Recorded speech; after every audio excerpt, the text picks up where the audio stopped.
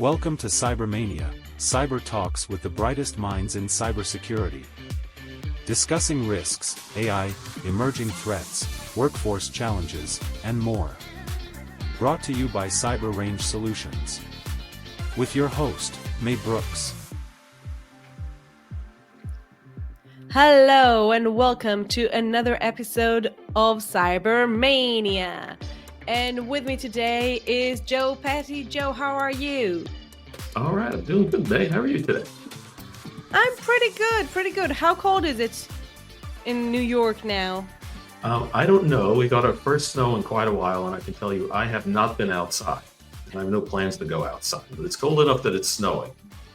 Well, let's say this way, I'm not going to visit you in the winter anytime soon. I don't do winter. I don't do snow. I would not advise it. But if you do, come dressed well. I had a colleague once come visit us from Ireland, and Ireland, it's very wet, but it doesn't really get cold. Yeah. He totally did not bring the right stuff. He didn't bring shoes and didn't understand the concept of he goes, there's that stuff. It's by the curb where it gets wet and it's like a big puddle. I'm like, yeah, icy slush. Yeah. So yeah, well, actually, I do have a learned. problem. Yeah, because I relocated to the UAE, and last time I went to Israel in the winter in January last year. On my way to the airport, I realized I don't have a proper coat. I have like a blazer. I don't have, because I never brought it from Israel to the UAE, because why would I need it? So yeah, so if I'll go somewhere colder, I will have to buy myself a proper coat. At least that. Can you buy a coat in the UAE? Do you have to get it on you'll Amazon be or surprised. something?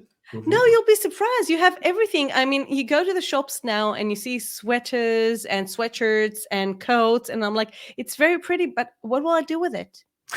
So I don't know, but you have everything if you need it.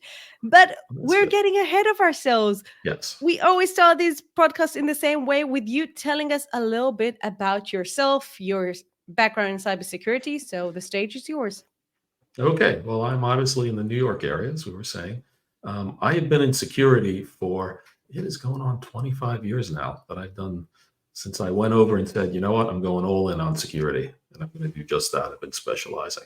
And I've done a little bit of everything. I've done government, I've done consulting, and being in the New York area, I've done a lot of financial services. It's where I've actually spent much of my career, one way or another.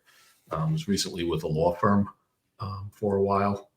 So I have been around and have seen a lot of changes, and it's amazing how many cycles and things we go through, and there's more coming. It's crazy. Absolutely, no doubt. So you know what? Let's start with that. Well, you've been around, you've built many security teams, and I want to ask you, what are some of the essential qualities that you're looking for when building a new security team? What really makes a successful and dynamic cybersecurity group? Well, I look for a few things, because it really is a lot about the team. For me, team building is really important. It's not a cliche; it works. You're going to have a bunch of people, and especially if you're on the operations side, you're going to be spending a lot of time together, and you're going to be spending a lot of time together, possibly under a lot of stress at some times too. So people have to go along. I mean, one of the things I do is for the last interview with someone, I always do a group interview, and people say, I hate the group interview. That's cruel. I go, it's not cruel.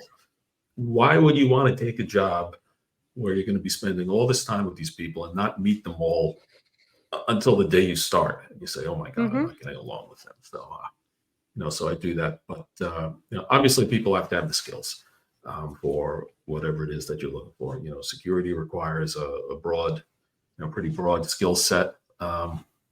You have to be realistic. You're not going to get everything that you want. Some of the, job listings I see are just ridiculous what they look for, especially at the more junior and at the entry level. It's like, come on, it's like, I always expect them to sort of add and make really good brownies to the list of requirements. Like, okay, you're not going to find that, especially with a junior person. He's not going to know this, that. No. Stuff like that. And, we make the joke sometimes if you see some of these things. Maybe it's an American thing, but, you want the rainbow farting unicorn who's willing to work for free. It's like, no, you're not getting that, No. He's not coming. Doesn't exist. But so you gotta look for someone with good skills. They're not going to have everything, but the other piece is someone who's capable of learning and who's going to be interested in growing. Because you know what we're doing today and what you hire people for is not what they're going to be doing in a year or two. Guaranteed. And and if there is someone in security who's happy doing the same thing year after year, it's probably not someone you want on your team anyway. But so that's really important, the ability to learn. And because it changes so much and because it is so stressful, the other thing I look for is really, do they like it? Are they into it? It's like, sometimes I'll interview someone and, even if they're not the best technically, or, they don't check all the boxes, I go, you know what? But this person, they live for this. They want to do it. They're going to, they're into it. And so when the new stuff comes, they're going to be excited by it. They're going to be energized. They're going to want to try that new thing. I like the people who come to me and say, Joe, can we buy this new thing? Or I just went to a conference and it's like they're in the candy store and they want all this. And they're going to be realistic, but just that kind of sense of, really being into it and, motivated and all. That's really important. People have to have the goods too. They have to be capable. But I really agree with you, because I think at the end of the day, it's all about passion, especially in our field. I mean, you said people go to conferences. My favorite, is, yes, I'm a woman. I hate shopping. I hate it. I hate it to a degree that I can't even explain how much I hate shopping, except for one type of shopping. I love going in conferences to the startup zone. I love it. That's my favorite type of shopping. I'll go around and hear about new things and a new company, and maybe I can be a design partner. That's fun shopping. It's not like clothes shopping. That's fun. Yeah. Well, especially when you're not paying yourself, that's cool too. So that's also true. But I agree with you. It's all about the passion, and I think that for people who are passionate about it, they'll never be bored. They'll never be bored because it always changes. We always have new challenges. So even if we don't have this, even someone doesn't have the skills yet, if they're passionate, they'll get there. Or they'll find their own path in this industry, because there are so many roles and so many different things that you can do. So even if you're not that technically inclined or GRC inclined, fine, you'll find your own way. So completely. And of course, it's a double-edged sword too. The other side of that is that sometimes you're gonna have people where it's time for them to move on, and sometimes use that as a euphemism for they're really not so good, it's time to move on. But even for people who are great, sometimes they just not necessarily outgrow an organization, but there's nowhere for them to go, or they want to do some things that the organization just isn't doing. It's very difficult when that happens. It's always a pain to lose someone who's good and to backfill them. But at the same time, I try to console myself with kind of the macro view of it. That's good for the industry, and we need a pipeline of every industry, needs a pipeline of people who are learning and going somewhere. Otherwise, where are the senior people going to come from? Exactly. So where's the senior people going to come from? That's something that I've been really thinking about a lot probably in the last year more than ever, with all the new emerging technologies, especially AI. And we already see AI replacing very basic jobs. But I think that in cybersecurity, for example, and we've been saying it for a few years, that basic entry-level position, tier 1 SOC analysts, we already have a lot of automations. We'll have more and more as this technology matures. How will we get tier 2 analysts or incident responders or other senior people in the industry if they haven't started in the beginning? Well, I'm not as worried about that, and I'll tell you why. Because I've been spending quite a bit of time with generative AI and all that stuff, and the truth is, while it on the surface can seem to do some amazing things, and it's very cool, and even I'm blown away sometimes by the stuff it does. It's not really smart. it helps you do things, but a lot of the things that it helps you do, especially when you're using it correctly, are things that are kind of repetitive anyway. So I mean, if you have a SOC analyst, then like a But tier one that's what they person. do. That's what Yeah, they do when they just start out. We give them, if we don't tell them something very specifically, they won't think about it. And I had a SOC analyst once, and there was a process in a company, I'm not going to expose too much, but there was a process in the company that they had to put files every single day on a flash drive, about 4, 5, 6 files each day, and transfer them to another place. Great. And that was a repetitive process every single day. So they saw it as an alert, because every time someone put a flash drive in, it was an alert, but it was a process that they knew. One day, a person downloaded something like 4,000 files into that flash drive. And no one, not the tier 1 analyst, not the tier 2 analyst, not even the SOC manager, bothered saying something. The reason I noticed that was another alert that I had, because I knew that that person had been terminated, and I was following to see if something was weird. And when I asked my analysts, why? I mean, you saw the alert, you saw it, you categorized it as non-relevant. When you saw it's 4,000 files, didn't it seem odd? No, you never said there was a limit. But you've been our analyst for 6 months now. Every single day, it's 4, 5, 6, 10 files. We're not talking 12 files. We're talking 4,000 files. No, because I never told them, look, if it's more than 10 files, do something about it. So yeah, but as I look at that, like that's a really good example as far as I'm concerned, where like, an AI would not have made that person any smarter, or would not have made him any, more diligent with it. And one of the things too that, I mean, I do think that like, it's almost like they say with computers sometimes, when you automate things, that it'll let you do stupid things faster. I think one of your biggest use cases for like, junior analysts is it will let them do a lot of stuff a lot faster. They don't have to prep as much and learn queries as easily, and you can probably move from one sim to another very quickly if you have, not just more of a natural language interface. You don't have to spend as much time figuring stuff out. So they're really good at text processing and, saying like, show me this. And you're like, no, that's not exactly what I meant. Try it this way. That I think you can do much faster, but they're not actually going to do your thinking for you. And, I think there really is a lot of a learning curve. And the other thing too, is that like the case that you brought up, like you say, you brought it up because you had a use case, you had set it up, or, we've had, even before generative AI, we've had, machine learning and behavioral systems for a long time. And they're still tough because the information just isn't there. I mean, we often see alerts, and, even the analysts can't figure out whether it's legitimate or not.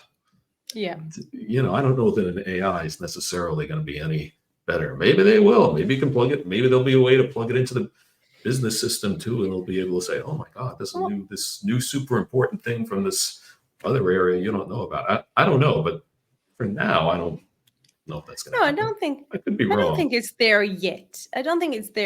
But it is something that I started thinking about, because there are things that you can teach, and I've been an instructor for many years, and I've been teaching for many years. And there are things that you can teach, and there are things that you have to experience. You can't just learn it in a classroom and get it. I can teach incident response till I'm blue in the face, but if you haven't experienced that stressful event and sitting there and trying to figure out what's going on, and am I going to report it? Am I not going to report it? Who am I going to report it to? When am I going to report it? You don't know what it feels like. I mean, I can simulate it. I can use a cyber range, which I do, and it's still not the real thing. You have to experience the real thing. Oh yeah, and you're right. And experiencing that and dealing with it is something you have to learn. And AI can't do it for you. But like in an incident, I mean, just to pick one thing out, an AI can help you to write an incident report.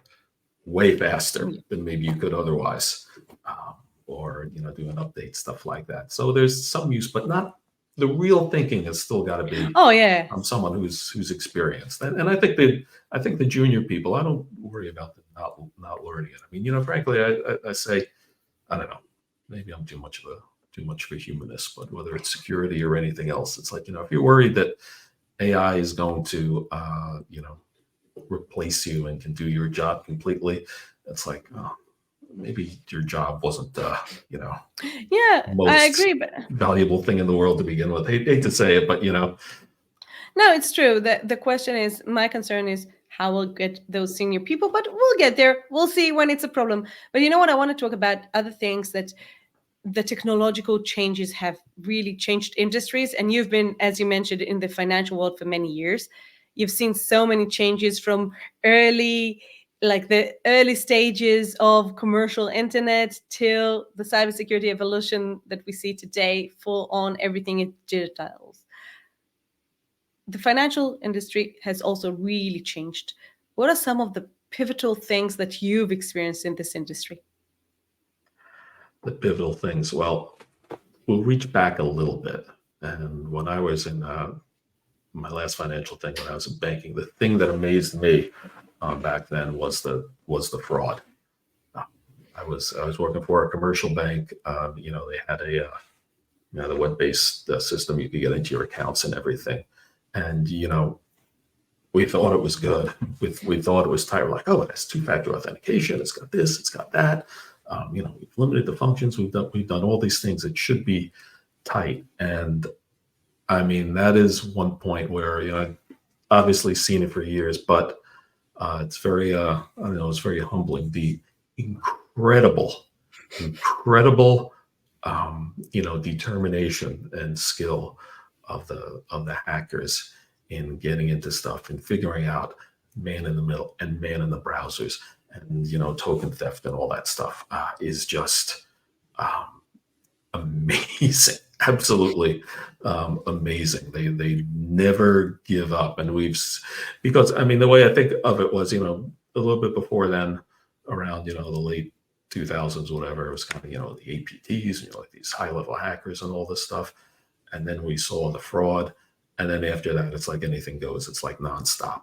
And no matter, what we do, just when you think you've got it or you've got something tight, we realize there are now literally rooms full of people who are sitting there trying to figure out how to get around it. And my God, are they good? So yeah, hackers are like water. They find the path of least resistance. And they always find it. That's right. And bringing it back to the financial services, they go for them first because that's where the money is. Yeah. They always will. And I think they'll always go for maybe not always, but in many cases, they'll go for the smaller marks because they'll assume they'll be easier to penetrate. And I would guess the same because they have limited resources. And today, when we as an industry, rely so heavily on APIs and other vendors and third parties, each and every one of them is a potential mark for a hacker. So they have so many places they can go. It's almost impossible for us to try and secure it. Right. Well, I've said it on my podcast before, and I tell people all the time, I go, look, the hackers, if you have a flaw, if you have a weakness, they will find it. Someone will find it. And the bigger a target you are, the more determined the people are to go after it, and they will find it. So you've got that. I mean, the other thing that's really amazed me about security and financial services is that they've gone to the cloud at all. I mean, I was, I've been in, I started, doing financial services, back in the 90s when I first started, and I was at the New York Stock Exchange for a while, and SIAC, they used to do their systems. And the idea, and I actually don't know what they're doing right now, but the idea that a serious, big time financial services organization would use the cloud in those days was absolutely preposterous. I mean, I had a conversation with someone at one of the big cloud vendors maybe 8 years ago or something. He pulls me aside and he goes, Joe, listen, everything's going cloud. He goes, even you guys in the finance, we're making deals, we're doing this. It's all going to the cloud. And I told him, plain bullshit, it's never going to happen. And I was dead on, exactly wrong on that one. Well, 8 years ago, it did sound kind of science fiction. A bank will use cloud. Are you insane? Yeah, and today it's standard practice. Insane. Yeah, I'm like, what kind of scam you put? And yeah. Well, I worked for a bank that was completely on the cloud. We had nothing on-prem.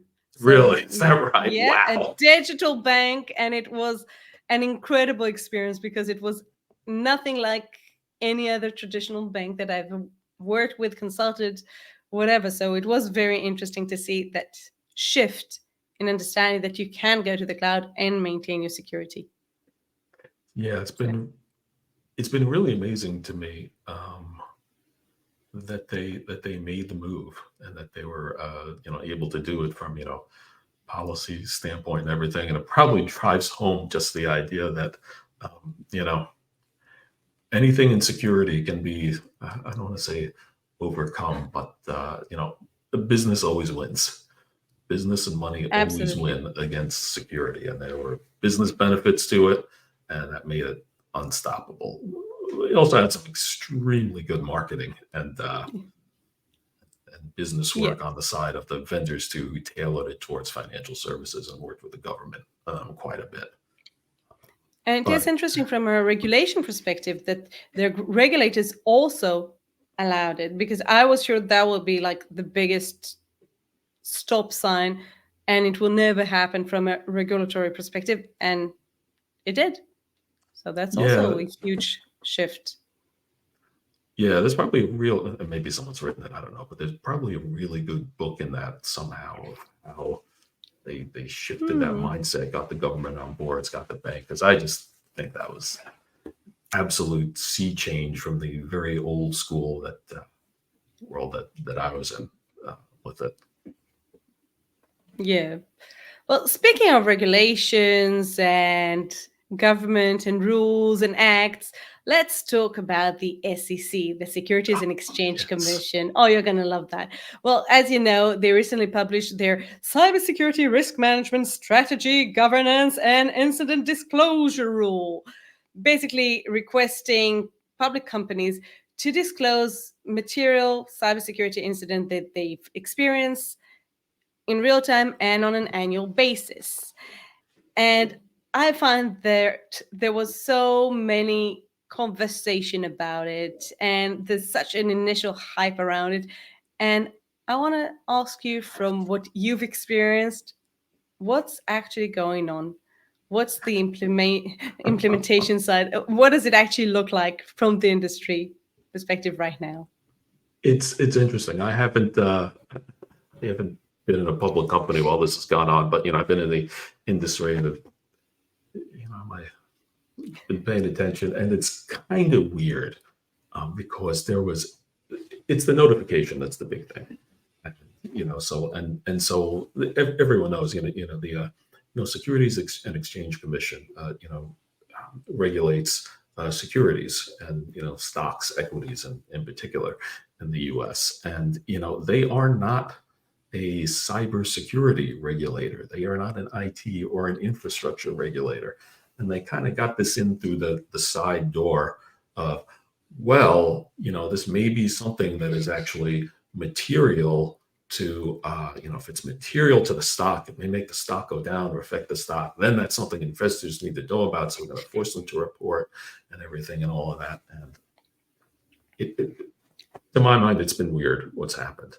Because first of all, I was in this one webinar a few months ago when it was coming up, and they had a panel of these people from the government, and I have never seen a bunch of government bureaucrats so excited. You could tell they were just like, "This is going to be career making. My staff is going to triple. This is going to be great. This is going to be." I was like, "Whoa, this is scary." And if you're in security, people like dealing with regulators about as much as they like going to DMV. Let's be honest. I was going to say the dentist. Yeah, the dentist, exactly. But so you have that. But then, like in the fall and everything, and it was still imminent. You're right. There was such, as Hunter Thompson would say, great fear and loathing in the InfoSec community.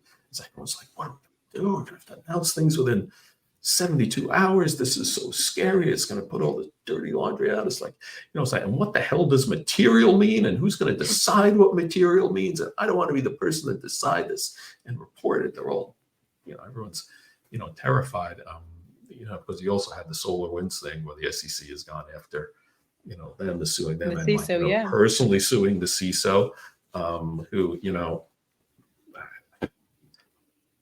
it's got a lot of people uptight. But with this reporting thing, so they have the reporting thing, and it finally hits. It was like December 18th, something like that, whatever it was. And so then I remember I'm on, and for some reason this came up on LinkedIn rather than some of the other places. I don't know. Maybe I just look at that too much. But someone says, we got one finally. It's been a day. There's finally a disclosure. Someone finally did a disclosure, and it's some random company. I don't even remember what it was. And reading the 8K, reading the disclosure, and it says something like, we've had an incident. We're investigating. We've hired a top-tier security firm. We care about our customers very much. More to We're come. sorry. Yeah, we're sorry. We're sorry, but we didn't do anything, but we don't admit to do anything. But if we did, we're sorry. That kind of very legal language, whatever, And you're kind of like, That's it. That's it. That's kind of anticlimactic. Yeah. Now, I'm sure they were running around like their hair was on fire with all this stuff flipping out, but it seems like it's settled more into, of all the things you got to do in an incident, it's like, okay, now add on, we got to get the form letter to the SEC to say something happened. Well, but there's also the question of who will use it against us. And I think in November or in December, there was a ransomware group that attacked a California-based company and threatened to file a complaint with the SEC because the company didn't disclose the incident. Sort of, either you pay us or you pay the SEC, whichever you decide. And I found it to be, I don't know, cheeky, really. Like, seriously? You're going to tell on me? You hacked me and then you're telling on me? I think that might be the new definition of chutzpah. I read that. I was like, wow, you talk about that is just appalling. I had to laugh, and it's not funny, but I'm just like, this industry is out of hand. That's crazy. It's kind of funny. It is kind of funny. Surprise, we audited you. Yeah, no? Exactly. Yeah. Right. Well, I really liked it, but I'm a cynical and terrible person. But if I just said I'm a cynical and terrible person, and the SEC's Twitter account recently got hacked. And we had that discussion already. How do you see incidents like that? Because as professionals, we know that a Twitter account that gets hacked doesn't necessarily doesn't necessarily have anything to do with the security posture of a company or an organization, but it doesn't look good. It doesn't look good, and the thing is, you don't know if it does or not. And actually, there's been a lot coming out with the recent thing with the 737 MAX with the bolts being loose and all. They're asking the question: was this just a screw up by one person, or is this something systemic? And from one thing like that, you can't tell. It's very difficult. But again, kind of the counterpoint to that is, well, if it happened, even if it's one person screwing up, then controls aren't good. Then there's something missing. But it's hard. I mean, the Mandian thing was funny because they said something like, I've already said enough harsh things about the SEC. I don't want to get myself in too much trouble. Mandian, I don't know them anything.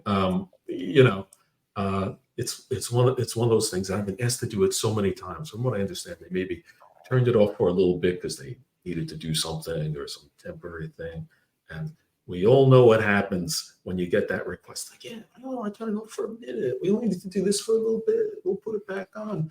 That No. never, well, I shouldn't say it never, but in many cases, that doesn't end well.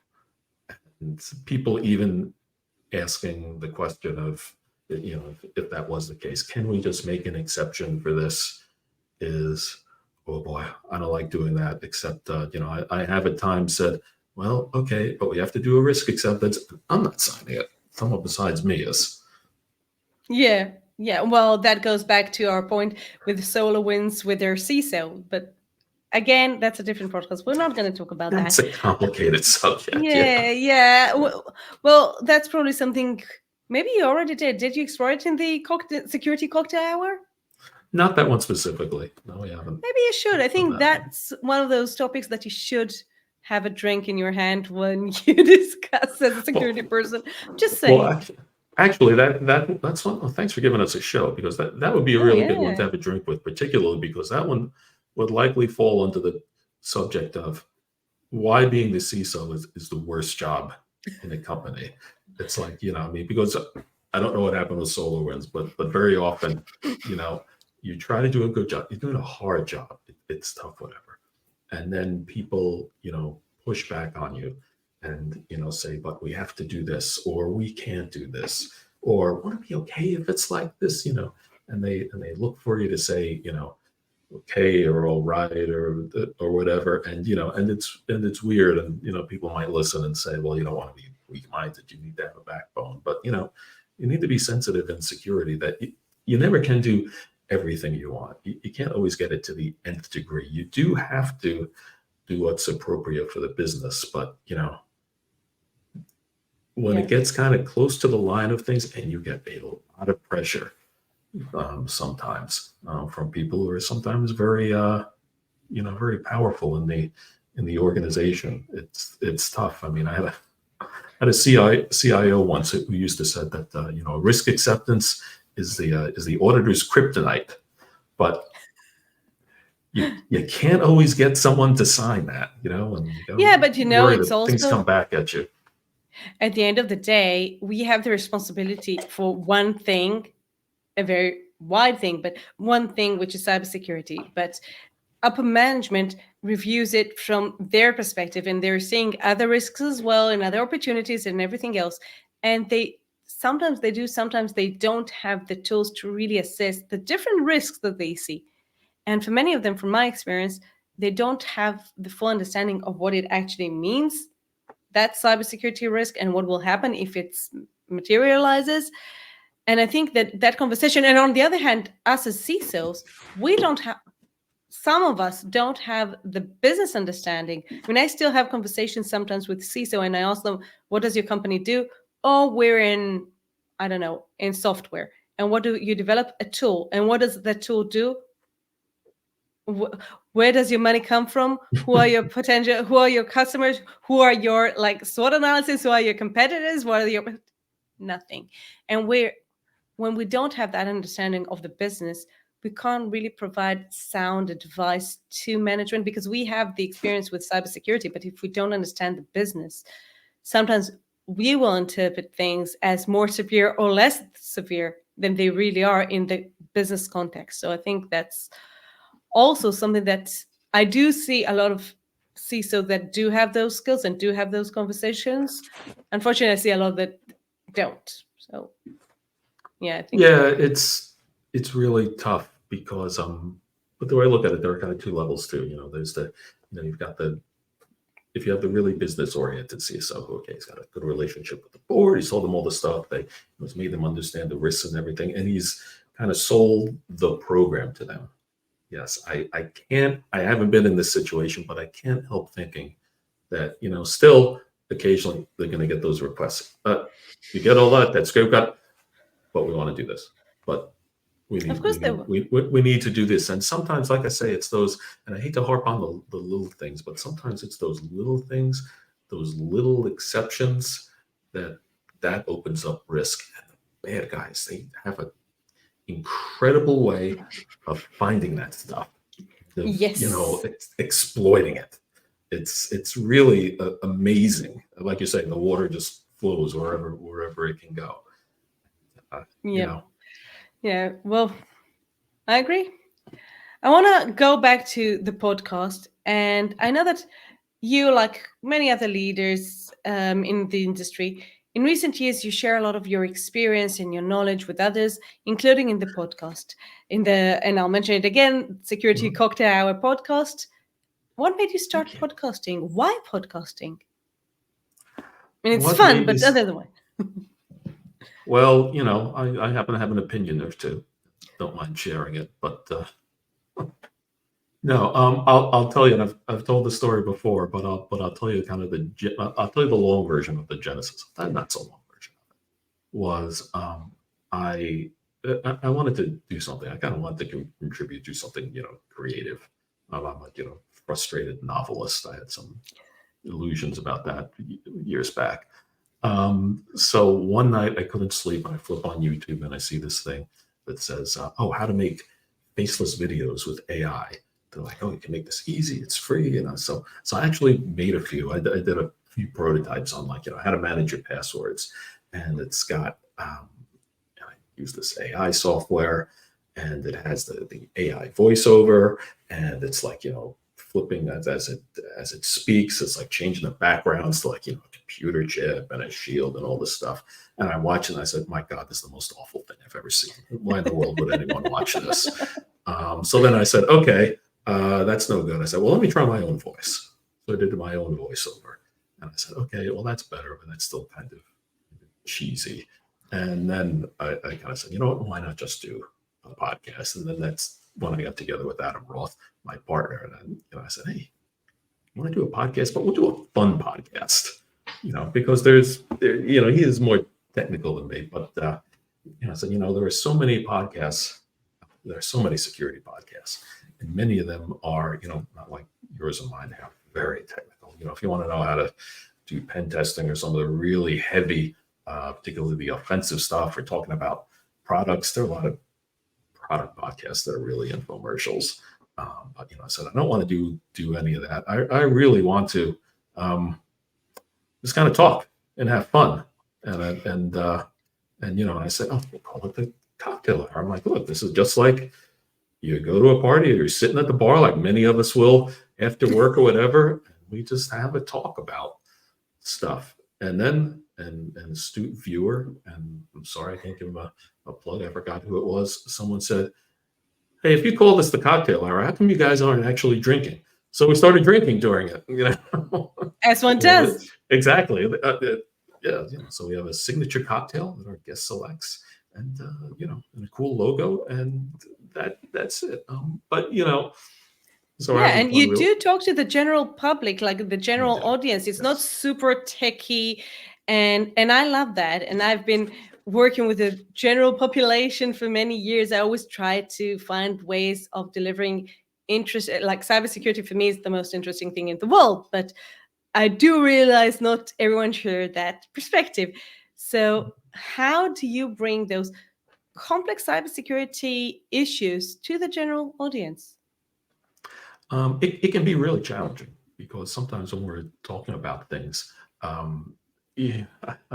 think that just because of the nature of what we do and where we come from, Adam's technical. I started out, as an admin technical. I haven't been for a while, but we're still technology people, and we tend to go down that road. But we kind of try to remember the audience. And sometimes I think to myself, okay, would my dad be interested in this? He's a doctor. He doesn't know anything about technology, as he continually tells me. But I think it is important that, and I think we do have a little bit of a mission, generally as pros, but also particularly that I wanted to do with the podcast, is widening the audience. Like I say, the people who are into security, who are into technology, there are plenty of podcasts and plenty of resources for them to go to. There's always a niche. There's always something new. But I wanted to do something a little bit different. And believe it or not, a lot of it actually comes from the planning of the guests and the topics that we have. We don't just have technology people. We have a lot of people in the industry, but not all, in technology. So we have had some people, but, we've also had, some lawyers to talk about the legal side of things and civil liberties. And, I like to pull people in and talk about, things like management. And, when we talked about, how, our thing about, jobs, a lot of people will cover, well, how do I get a job in security? How do I break into it? We kind of took the opposite side of, well, how do you hire people? How do we find people to do some of the stuff that we were talking about earlier? So, take and try to, so with the topic and the guest selection, a lot of it drives that to say, we're not here to cover the topic that everyone's covered to death. And, and we don't do something 4 times a week where it can be so timely.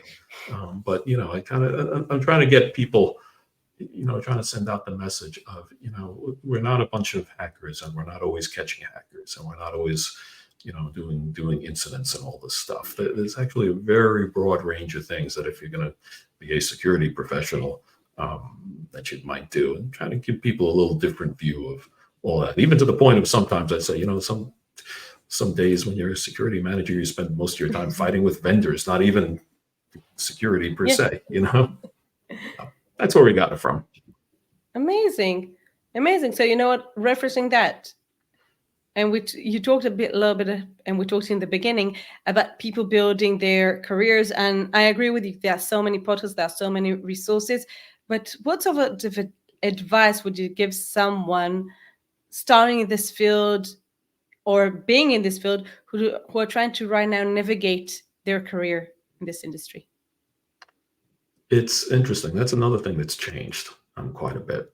I used to say when security was in a much younger state, I said, before you can do security, you got to be in IT, and you got to be an expert in 2 or 3 things. You got to know networking, or you got to know system administration, or you got to know these things, and you go in through that door. That's changed quite a bit, because now there are actually degrees and programs and a lot more courses, but some very good ones. But for people who want to get into it, I'd say from the technical side, IT is definitely the place to start. And, I would say, look, take some courses, do some things, get the home lab, do all that, but spend some time with, your security team, hang out with them, go to the bar with them, buy them some coffee, try to get on, some projects with them. And you know what? It's not in everyone's personality, but, yes, hound them, bug them, make yourself a pest, because eventually an opening is going to come up, or they're going to need help with someone, and they're going to, when they got to work with someone, they're not going to, they're going to want to work with a person who they know, who's shown a bit of interest. And also when a job opening comes up, the other side of it, the hiring side, as I always say, it's great if you can get someone from within the organization, who's more of a known quantity, who knows the organization, the help desk, and, if there's a call center, depending on what it was and stuff, are great places to find good talent. And again, people who are into it, who have the talent, who've shown that they want to do it. I love that.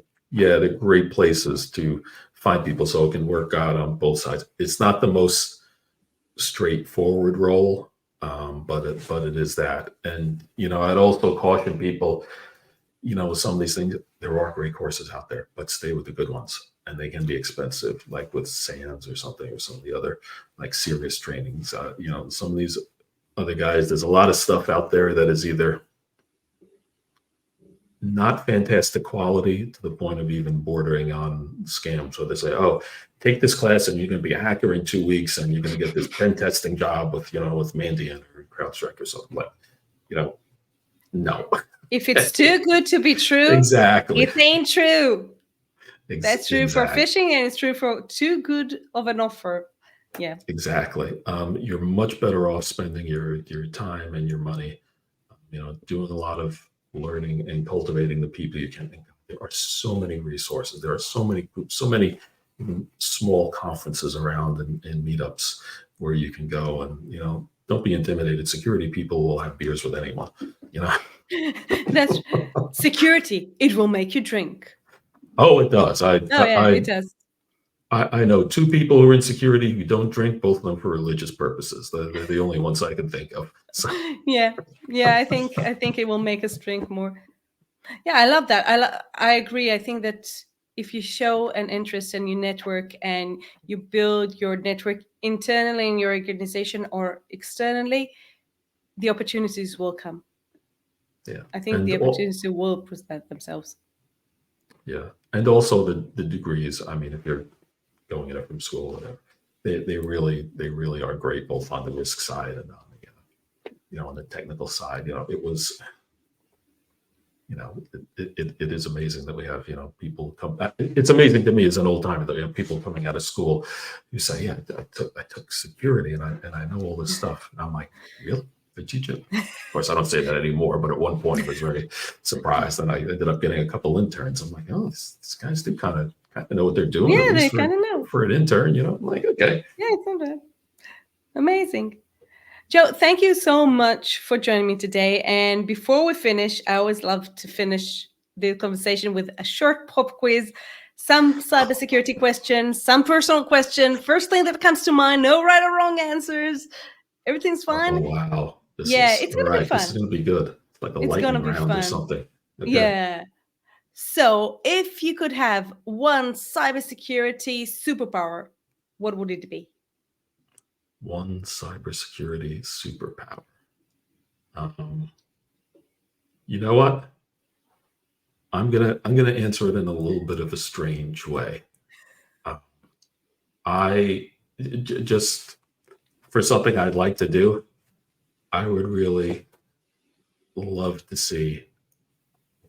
be one of those guys who can actually find vulnerabilities, actually go into something without having the code or any documentation, just zero knowledge, and be able to take a piece of software and say, you know what, I'm gonna be a bug hunter, and I'm gonna find a vulnerability here. I have tremendous respect for the people who do that, and I find it really fascinating.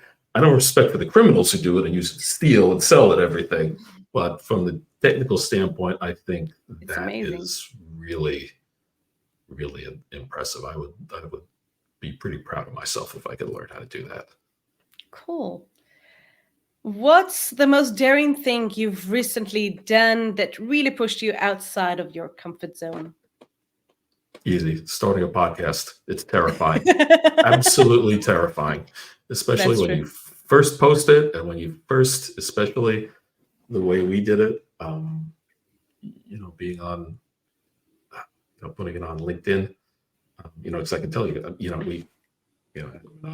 we have a certain professional persona, and we're doing something that is so outside what we've done, and you just think, it's like, my God, if this is awful, I'm not only never going to have a career in podcasting, I might ruin my real career too. So I don't know if you experienced the same thing, May, but that was for me a huge, huge jump.